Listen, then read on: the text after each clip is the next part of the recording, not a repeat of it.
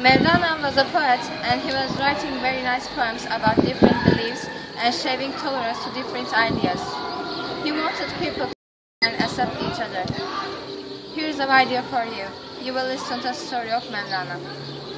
One day, Mevlana says, 72 nationalities learn their secret from us. some people get angry with him and they go and see the Kadı. They complain about Mevlana. Kadı decides to send one of his men. He invites Mevlana to his palace. That man sees Mevlana and asks a question to him.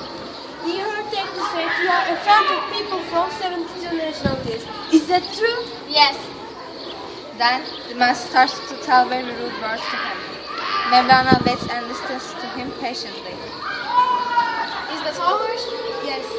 I'm also friend with you and your words. Suddenly, the man feels relaxed and listens to him quietly. He understands Mevlana. He wants to apologize from him. In this way, Mevlana shows us how to listen to a person politely and stay in calm manner. Love defeats rudeness.